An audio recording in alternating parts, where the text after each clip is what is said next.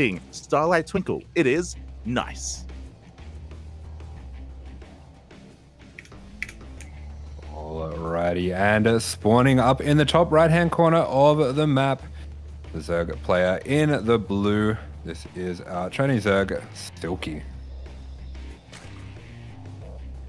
For the starving camels. Oh, beautiful.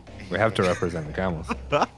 We have to, Papi, we have to. And that is something that we have to bring up as well, is that this year we have been introduced to an underdog, a black horse or a black camel of a team, if you will, with the Starving Camels, with SSLT, of course, a Chinese-centric team, and that is applicable to this region. And yeah, Silky, he's actually had some pretty star performances already this year, like having some pretty big upsets.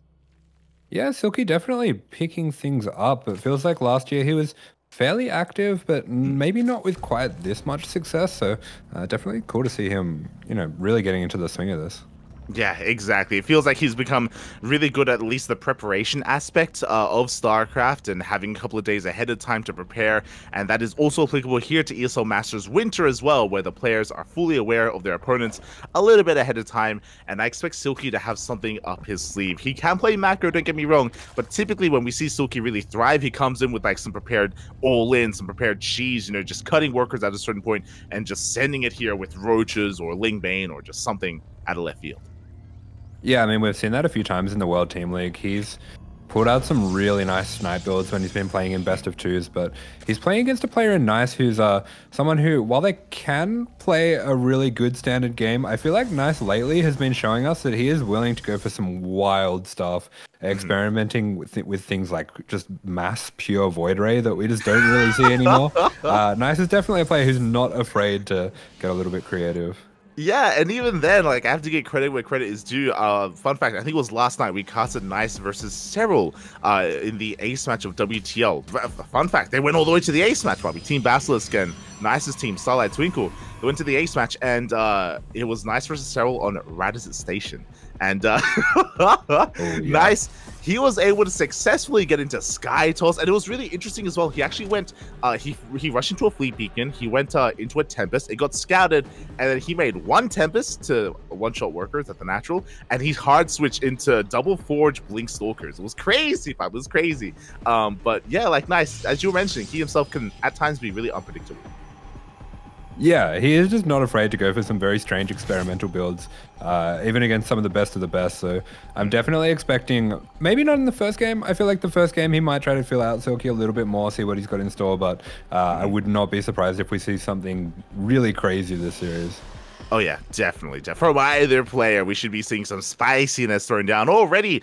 Nice is going to be opening up with a Stargate, which is normal, but he's going Void Ray first, so he's going to be keeping Silky in the dark. And you mentioned it before, Nice, he's not afraid to even commit to Sky Toss early on. Not saying that's what's going to happen, but it's a big possibility. Yeah, I could definitely see this playing off a few different builds. You can definitely play standard off here. Just go into a couple oracles behind this, go into Blink, get your +1, all that kind of standard stuff with your 4-minute third. But this could also be hiding something different later on in the series. We often see this kind of build go into, or we used to often see it go into 2-star gate. Exactly. And what's scary is that if in game 1 and game 2 we have the same opener but like a different result, then you can really catch your opponent off guard as well, depending on how you play out the series. Meanwhile, we have a second Overlord going to be shut down. That's a Twilight Council, no Forge, by the way, so this is screaming either Glaive Eps, or I think we casted recently Hero going for like a Blink Stalker all-in composition as well. But this is very committed with this Gateway Explosion. Oh my god. Yeah, this third is going to be a fake third here. Nice has not been probing at all. He hasn't taken his gases at the natural either. So it is looking like it is going to be an Adept all-in with a fake third base. Exactly, and emphasis on all-in because that is 4 gateways being thrown down and two more gateways already done, so it's going to be 6 gates in total. That is insane, and for the time being, Silky doesn't know. Now, Silky was doing something crazy himself. He's taking gases. He went for a 4-minute lair, by the way, so a very fast lair. This is looking like Ling Hydra. Yeah, this has been getting quite a bit more popular, especially in this region against Protoss. Because of the new Hydras with the faster upgrades, you can hit some really nasty Ling Hydra timings. And we've been seeing a lot of Mia Maka-esque play out of quite a lot of the Zergs in the region. Oh yeah, 100%. It's been very popular, as you mentioned. And now I'm worried because Ling Hydra, it's great against Stalkers. It melts against Mass Adept, and we're going to have a lot of Adepts coming across the map. Yeah, this is one of those funny situations where if the Ling Hydra player attacks first, they're going to get absolutely destroyed. But as it is, this timing is kind of awkward here. Nice has been spotted moving out. Yeah, he did spot the army. Silky's amassing Hydras. He's pulling his queens together as well. His Lings are going to be harassing this third base. Again, a fake third, as you mentioned, so not really too much value to be had here, but the Adepts are coming in, and the Hydra's not ready. Yeah, Adepts in position. The Hydra's not quite there. The Queen's scrambling to get into position, but the drones have to be pulled already. 5 of them going down. Yeah, 5, 6 drones go down. A couple of Lings as well. We have more Adepts coming in to reinforce as we shade into the main base, and that kill count is getting higher and higher. Yeah, so many drones going down with that last shade. We're up to 14 kills now. The Hydra count is pretty good for Silky, so Nice has to be sure that he doesn't lose all of his Adepts at once, or the counterattack could be scary. Yeah, exactly. But we're shaving off so many Lings. There are some Hydras coming. They are pulling together here with the Queen, so we should be able to eventually shut this down. But Nice is not done. He shades into the main base once again, threatening those drones. Yeah, these drones are in some real trouble. We see that he is going for a charge follow-up as well. That should be very good against mass Hydras. So Nice and well prepared for the follow-up here and starting to set out those stasis traps as well. Oh, exactly. A stasis trap does go off here. Only on one drone. Good reaction out of Silky, but there's zero mining happening here in the main base. There are still Adepts alive as well. They're going to pick off a couple of Hydras before they go down. They pick off 2 Hydras, they shade out, and they finally get cleaned up. Yeah, the last couple of Adepts trading surprisingly well against the Hydras, and all in all, just trying to have a look at everything that's happened here. We have the Protoss very far ahead on workers now. Oh my god, and we're not stopping, Faffy, as the Oracle comes in. The Spore went down to the main base earlier to the Adepts. 5 more drones go down, and as you mentioned, Silky is on 33 workers. He is all in. He's not re-droning, he's making nothing but Ling Hydras, preparing for his own counterattack. Yeah, Silky has to go all in as a response, but Nice has pretty much got charge ready. He does have charge ready, jumps on top of these units, everything goes down, G's are called, and Nice will be taking this first game. GG, well played. Oh my god, the charge ults, they were ready just in time. As you mentioned, charge had finished, and that was just very well executed by Nice. And unfortunately, Silky wasn't able to scout, wasn't able to confirm what was coming. And as we were kind of alluding to, without a Roach Warren, it is really hard to minimize losses against, especially a 6-gate Glaive Adept push. Yeah, definitely. That was just a really awkward timing there where Silky's Hydras and Lings just hadn't quite kicked in, and because he was investing quite a lot in going for those fast Hydras, he couldn't lose too many drones there. He was already low on drones. He was quite low on those workers, and oh boy, it just meant that there was no way to recover from that position. It was all or nothing for Silky, and yeah, just really well executed by Nice. Really well done. Did a great job of shutting down the Overlords, like keeping the build hidden overall, and it was almost a borderline like build order win in a way. Like, we have seen some miraculous holds with Ling Hydra before against like Adept all-ins, but it's always very close and again very difficult to pull off. So yeah, GG, well played to Nice. But again, I feel like that wasn't really indicative of what Silky is capable of. You know, he wasn't able to get into his game, I should say. Yeah, I mean, I definitely agree with that, and I do think that if Nice goes for something a little bit more standard in this next game, we could see that Ling Hydra sort of style do some work. But I mean, Silky's got a lot of other builds. I've seen him do some Ling Nidus all-ins. Mutas definitely are something that are in his wheelhouse, and he can play a pretty good standing game as well. I feel like I've seen him rush Hive pretty quickly. I guess it depends on the map, what he might go for. True.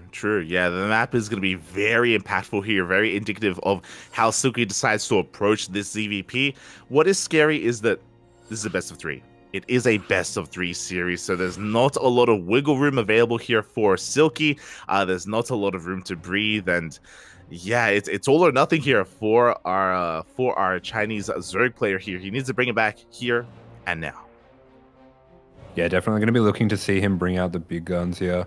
And it's going to be a pretty standard map as well. Hard Lead coming up here is one of these maps that, you know, we have seen this kind of layout of map quite a lot of times now, and I think it makes for a pretty decent aggressive game, but there's not going to be anything really cheeky, like any backdoor mineral walls or anything like that Silky can abuse.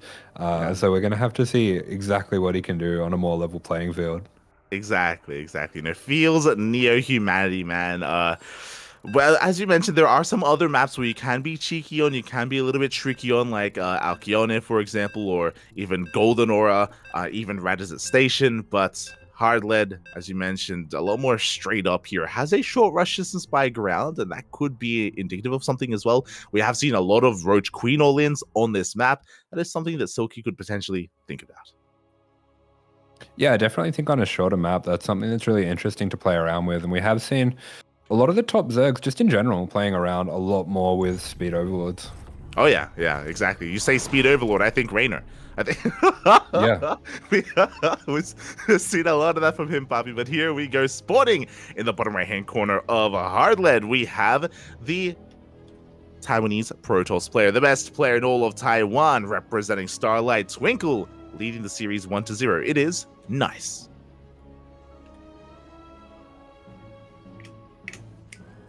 And in the top left-hand corner, playing for the Starving Camels, this is the Chinese Zerg in the red. This is Silky.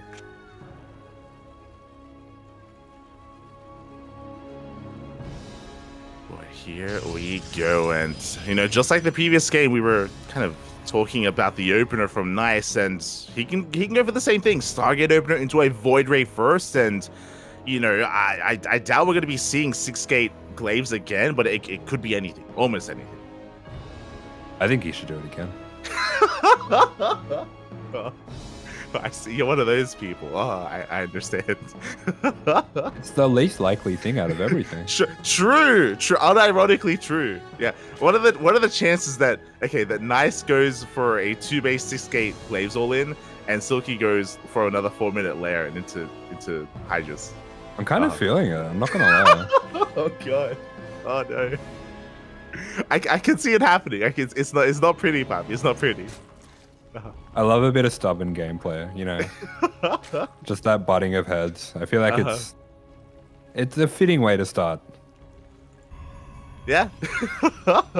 I mean, there are some players that do that. I don't know why, but whenever you say that, I think of like Maru. I think of like Maru like proxy raxing like 2 games in a row or something. Like he's done things like that before, I feel. Yeah, I mean, if it's good enough for Maru, he's good enough for Nice. Oh my god.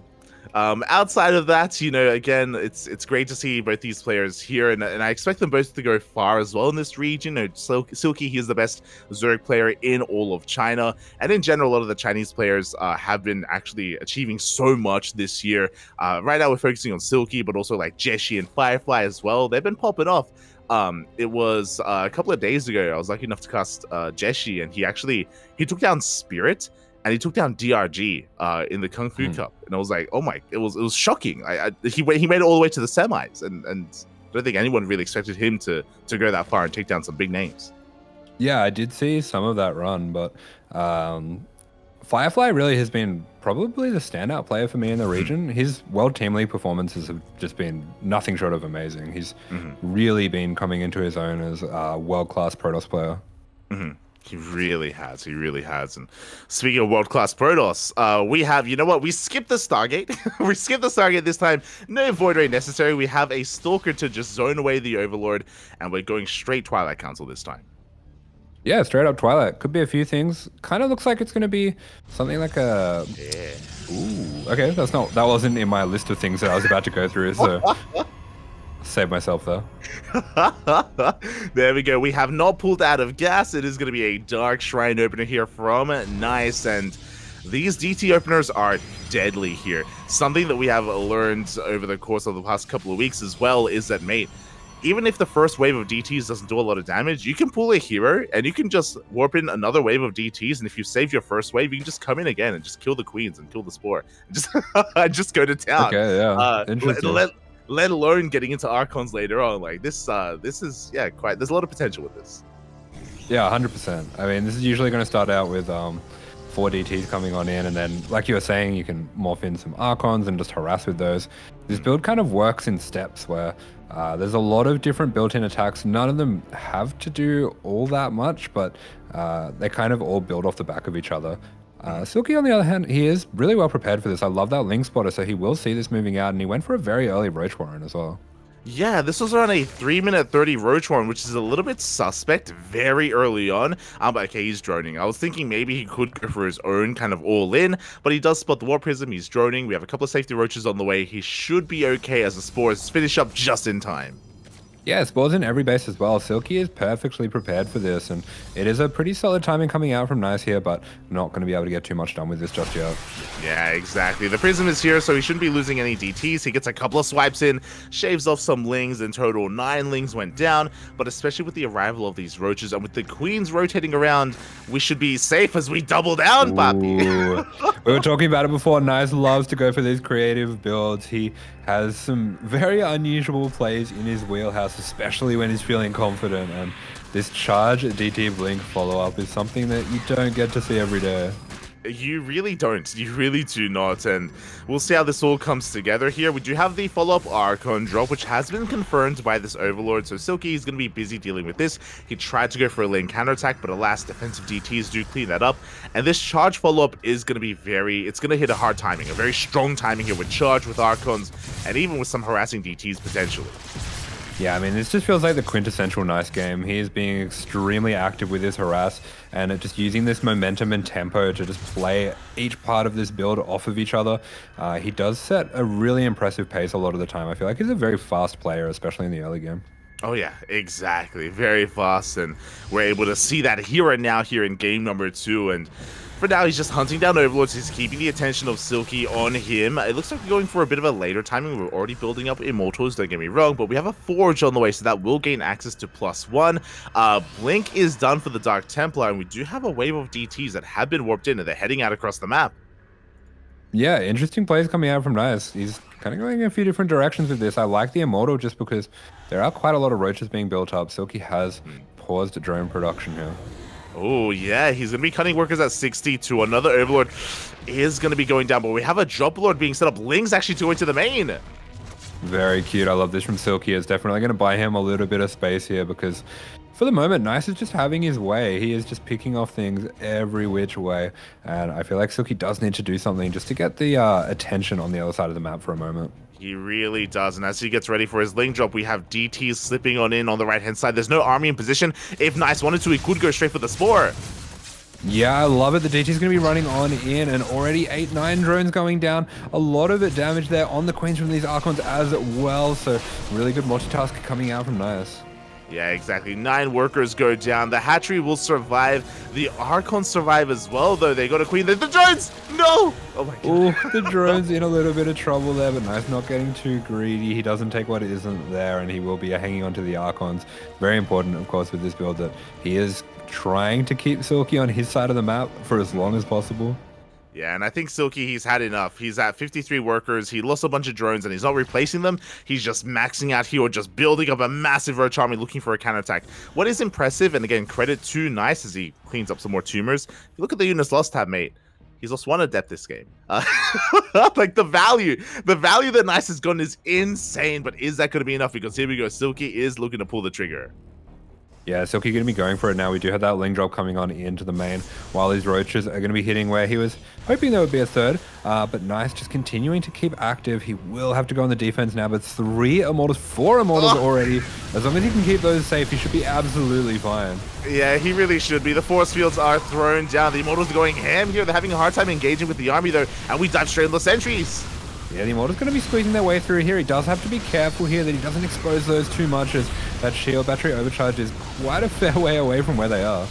Yeah, exactly. Thankfully, the shield battery does finish up at the natural base. The Archons, they race back home as well, and Nice will hold on here. As I say that, we have another wave of reinforcements, and Silky wants those Immortals.